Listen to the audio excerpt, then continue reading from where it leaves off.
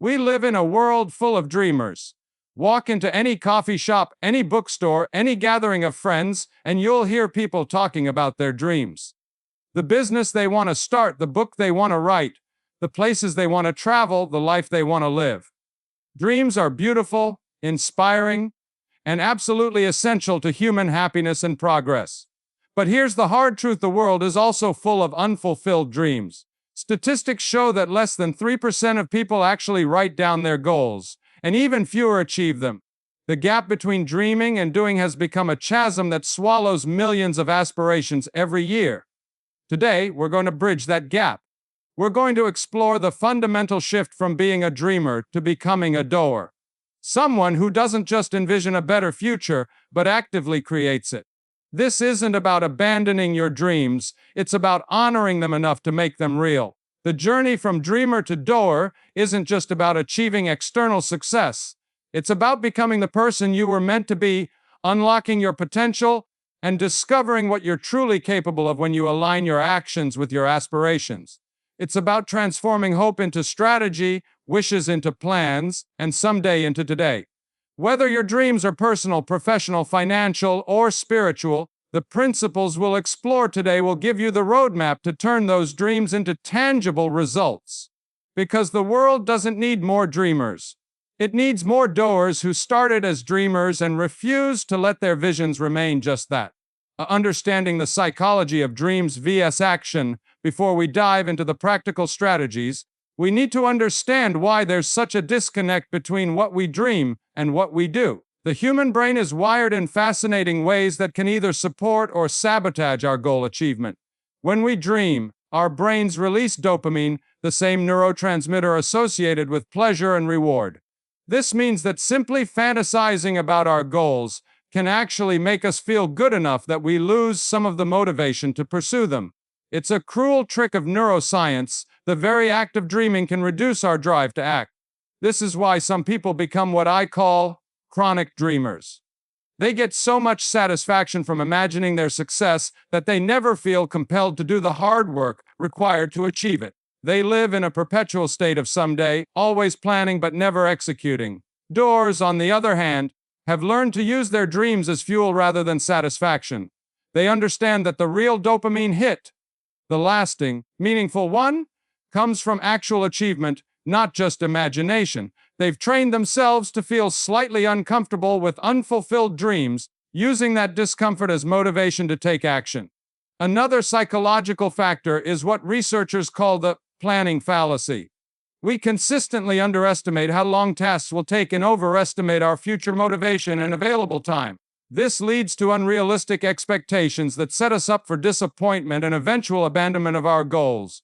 Doers combat this by becoming realistic optimists. They maintain enthusiasm for their goals while also developing accurate assessments of what's required to achieve them. They plan for obstacles, account for setbacks, and build buffer time into their timelines. There's also the phenomenon of social validation seeking. Many dreamers get so much positive feedback just for sharing their dreams that they mistake encouragement for accomplishment. They become addicted to the approval they receive for their plans rather than focusing on the execution of those plans. Understanding these psychological patterns is the first step in overcoming them. Awareness allows us to catch ourselves when we're falling into these traps and redirect our energy toward productive action. The power of specific, written goals. The first practical step in transforming from dreamer to doer is getting crystal clear about what you actually want to achieve. Vague dreams lead to vague results. Specific goals lead to specific actions. Most people's goals sound like this: I want to be successful, I want to be healthy, or I want to make more money. These aren't really goals, they're wishes. Goals are specific, measurable, and timed. Instead of I want to be successful, a doer says, I want to increase my annual income to $100,000 within the next 18 months by developing my consulting business and acquiring at least 10 regular clients. Instead of I want to be healthy, they say, I want to lose 25 pounds and run a 10K race within the next 6 months by following a structured nutrition plan and training program. The specificity serves multiple purposes. First, it engages different parts of your brain. When you get specific, your reticular activating system, The part of your brain that filters information starts noticing opportunities and resources related to your goal that you might have missed otherwise. Second, specific goals allow you to create specific plans. You can't plan your way to success, but you can plan your way to 100,000 in annual income. You can break that down into monthly targets, weekly activities, and daily actions. Third, specific goals provide clear measurement criteria. You'll know exactly when you've achieved them, which provides the satisfaction and confidence needed to tackle even bigger goals. But here's the crucial part: you must write your goals down. The act of writing engages different neural pathways than just thinking. Studies show that people who write down their goals are 42% more likely to achieve them. Writing makes your goals real in a way that thinking cannot. When you write your goals, don't just jot them down once and forget about them. Create a goals document that you review regularly. Include not just what you want to achieve, but why you want to achieve it. The emotional connection to your why will sustain you through the inevitable challenges. 2. Creating systems over goals. While specific goals are essential, the real magic happens when you shift your focus from goals to systems. Goals are what you want to achieve. Systems are what you do consistently to achieve them. Here's the problem with focusing solely on goals: they're either achieved or not achieved. Once you reach a goal, you can lose motivation. If you fail to reach a goal, you can become discouraged. But systems provide ongoing structure and motivation regardless of specific outcomes. For example, if your goal is to write a book, you might focus on the end result and feel overwhelmed by the magnitude of the task. But if you create a system of writing 500 words every morning before breakfast, you're focusing on the process that will inevitably lead to a completed book. Systems also compound over time. Each day you follow your system, you're not just making progress toward your goal. You're also reinforcing the habits and identity that will serve you long after the goal is achieved. The most successful doers I know have systems for every area of their lives they want to improve. They have systems for learning, for networking, for creative work, for physical fitness, for financial management. These systems become the infrastructure of their success. When creating systems, focus on consistency over intensity. It's better to write for 20 minutes every day than to write for 8 hours once a week. Consistency builds momentum, and momentum makes action feel easier and more natural. Your system should also be enjoyable or at least tolerable. If you hate your system, you won't stick with it. Find ways to make your daily actions engaging, rewarding, or connected to something you already enjoy. The art of strategic planning. Dreams without plans remain dreams. Plans without action remain plans. But plans with consistent action become reality. Strategic planning is the bridge between knowing what you want and making it happen. Effective planning starts with reverse engineering. Begin with your end goal and work backward to identify all the steps required to reach it. If you want to launch a business in 12 months, in month 11, month 10, month 6, month 1, this week, break your major goals into what I call milestone markers, significant progress points that indicate you're on track. These milestones should be challenging enough to require effort, but achievable enough to maintain motivation. For each milestone, identify the specific actions required. Don't just plan what you'll do, plan when you'll do it. Schedule your goal-related activities like appointments with your future self. If it's not on your calendar, it's not real. But here's where many planners go wrong. They create elaborate, complicated plans that look impressive but are impossible to follow. The best plans are simple, flexible, and focused on the most important activities that drive results. Use the 80-20 principle in your planning. Identify the 20% of actions that will produce 80% of your results and focus your energy there. Don't get caught up in busy work that makes you feel productive but doesn't actually move you toward your goals. Build contingency plans for likely obstacles. What will you do if you face unexpected setbacks? How will you handle competing priorities? What's your backup plan if your first approach doesn't work? Doers don't just plan for success, they plan for challenges. Review and adjust your plans regularly. Planning isn't a one-time activity, it's an ongoing process. Schedule weekly and monthly reviews to assess your progress, celebrate wins, learn from setbacks, and adjust your approach as needed. Overcoming analysis paralysis. One of the biggest enemies of action is analysis paralysis. the tendency to research, plan, and analyze to the point where you never actually start. This is especially common among intelligent, thoughtful people who want to make sure they're doing everything perfectly. The truth is, you will never have all the information you think you need. You will never feel completely ready. The perfect moment doesn't exist. At some point, you have to leap before you feel ready. The key is distinguishing between productive planning and procrastination disguised as preparation. Productive planning moves you closer to action. Procrastination keeps you stuck in the planning phase indefinitely. Set deadlines for your planning phase. Give yourself a specific amount of time to research and plan, and then commit to taking action regardless of whether you feel ready. You can always adjust your approach as you go, but you can't make progress without starting. Embrace the concept of minimum viable action, the smallest step you can take that moves you toward your goal. You don't need to launch the perfect business. You need to make your first sale. You don't need to write the perfect book. You need to write your first chapter. Remember that action creates information. You'll learn more about what works and what doesn't by trying than by thinking. The market will teach you things that no amount of research can reveal. Your first attempt will show you what your 10th draft cannot. Perfectionism is often the root of analysis paralysis. Perfectionists wait for perfect conditions, perfect plans, and perfect timing. But perfection is the enemy of progress. Done is better than perfect, and started is better than perfect planning. 2 building unshakable momentum. Momentum is the secret weapon of doers. Once you have momentum, everything becomes easier. Tasks that seemed impossible when you were stationary become manageable when you're moving. The key is understanding how to create and maintain momentum. Momentum starts with small wins. Your first actions toward your goals don't need to be dramatic, they need to be consistent. Each small success builds confidence and energy for the next action. Each completed task makes the next task feel more achievable. Create what I call momentum rituals. Small, daily actions that keep you moving toward your goals even when you don't feel motivated. These might be reading 1 page of a relevant book, making 1 networking call, or spending 15 minutes on your side project. The compound effect of these small, consistent actions is remarkable. Over weeks and months, they add up to significant progress.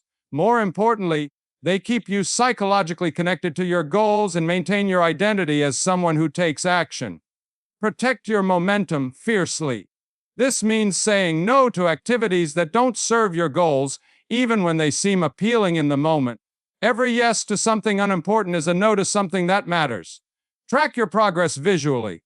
Whether it's a simple checklist, a progress chart, or a journal, seeing your forward movement reinforces your momentum. Our brains respond powerfully to visual progress indicators. When you face setbacks, and you will, don't let them break your momentum completely. Instead of stopping entirely, reduce your activity level temporarily but maintain some forward movement. It's easier to accelerate from a slow pace than to restart from a complete stop. 2. The power of accountability and support. One of the key differences between dreamers and doers is that doers don't try to achieve their goals in isolation. They understand the power of accountability and actively seek support from others. Accountability can take many forms. It might be a formal coach or mentor, an accountability partner with similar goals, a mastermind group, or even public commitment to your goals on social media. The key is creating external pressure that makes it harder to quit than to continue. When choosing accountability partners, look for people who will challenge you with love. You don't want someone who will let you make excuses, but you also don't want someone who will be harsh or discouraging. The best accountability partners celebrate your wins and help you learn from your setbacks. Regular check-ins are essential. Schedule weekly or bi-weekly conversations where you report on your progress, discuss challenges, and commit to specific actions for the coming period. These conversations keep your goals alive and active in your mind. Don't just seek accountability for your actions, seek accountability for your excuses. We all have favorite excuses that we use to justify inaction. A good accountability partner will call out these patterns and help you develop strategies to overcome them. Consider joining or creating a mastermind group, a small group of people with similar ambitions who meet regularly to support each other's goals. The combination of accountability, support, brainstorming, and friendly competition can be incredibly powerful. Remember that asking for help is a sign of strength, not weakness. Successful people consistently seek guidance, mentorship, and support. They understand that collaboration and community accelerate achievement. Developing mental resilience, the journey from dreamer to door is not a straight line. You will face obstacles, setbacks, rejections, and failures. What separates those who achieve their goals from those who don't isn't the absence of challenges. It's the ability to persist through them. Mental resilience is like a muscle that can be strengthened through practice. Every time you face a setback and choose to continue rather than quit, you're building your resilience for future challenges. Reframe failures as feedback. Instead of seeing setbacks as evidence that you're not capable, view them as information about what needs to be adjusted. Every failure teaches you something valuable if you're willing to learn from it. Develop what psychologists call a growth mindset, the belief that your abilities can be developed through dedication and hard work. People with growth mindsets see challenges as opportunities to improve rather than threats to their self-image. Practice stress inoculation. Deliberately put yourself in slightly uncomfortable situations that require you to stretch and grow. This builds your confidence in your ability to handle challenges and reduces your fear of taking risks. Create a support system for difficult times. Identify the people you can turn to when things get tough, the books or resources that inspire you, and the activities that help you regain perspective and motivation. Maintain a long-term perspective. When you're in the middle of a challenging period, it's easy to feel like things will never improve. Remind yourself that this is just one phase of your journey, not the end of your story. Time management and priority setting. Time is the ultimate equalizer. We all have the same 24 hours each day. What separates doers from dreamers is how they use those hours. Effective time management isn't about doing more things, it's about doing the right things. Start by conducting a time audit. Track how you actually spend your time for a week. Most people are shocked to discover how much time they waste on activities that don't contribute to their goals. Awareness is the first step to improvement. Use the Eisenhower matrix to categorize your activities: urgent and important, not urgent but important, urgent but not important, and neither urgent nor important. Focus most of your energy on activities that are important but not urgent.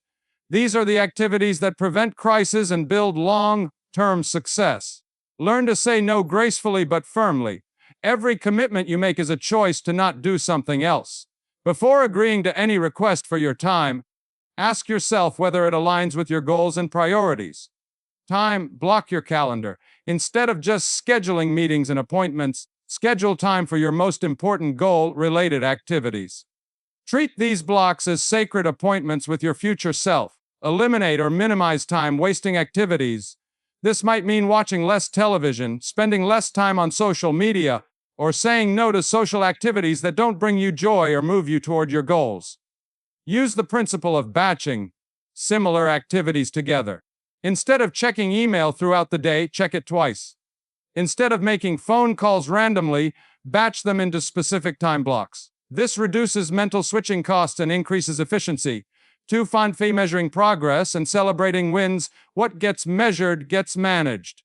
If you're not tracking your progress toward your goals, you're flying blind.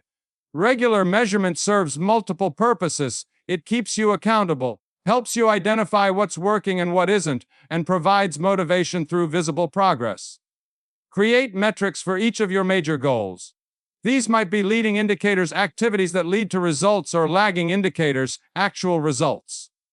For example, if your goal is to build a business, leading indicators might include the number of sales calls made or proposals sent, while lagging indicators would be actual revenue or new clients acquired. Review your metrics regularly but not obsessively.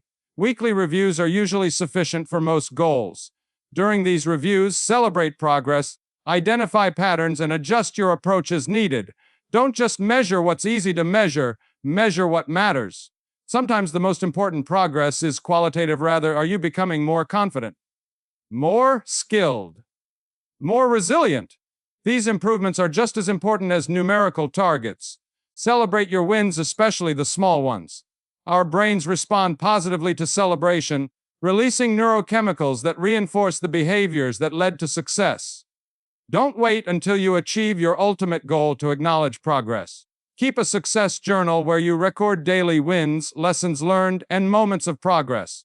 This becomes a powerful resource during challenging times when you need to remind yourself of how far you've come. Share your progress with others.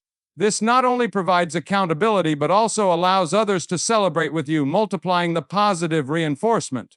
Conclusion: your transformation awaits. As we reach the end of our journey together today, I want you to understand that everything you've learned means nothing unless you apply it. You now have the roadmap from dreamer to doer, but having the map doesn't make you a traveler.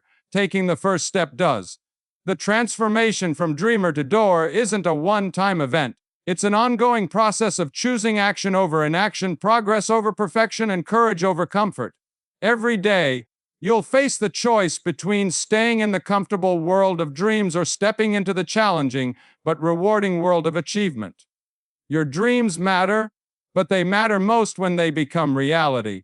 The world needs what you have to offer, but it needs you to offer it, not just dream about offering it. Your potential means nothing if it remains potential. It only matters when it becomes performance. I challenge you to leave here today and take one concrete action toward your most important goal. Not tomorrow, not next week, not when you feel ready. Today, right now. Before you go to bed tonight, do something that moves you from dreamer to doer. Write down your specific goal. Create your first system. Take your first small step. Make your first phone call. Send your first email. Whatever it is, do it today. Remember, the distance between dreams and reality is measured not in miles but in actions. Every action you take closes that distance. Every day you act on your dreams, you become more of a doer and less of just a dreamer. Your future self is counting on the decisions you make today. Your dreams are waiting for you to honor them with action. Your potential is calling for you to unlock it through consistent effort. The time for dreaming is never over, but the time for doing is right now. Your transformation from dreamer to doer starts today. The question isn't whether you can make this transformation. The question is whether you will. Your goals are possible. Your dreams are achievable. You have everything you need to succeed. The only thing left is to begin. So begin today. Begin right now. Begin with the next choice you make.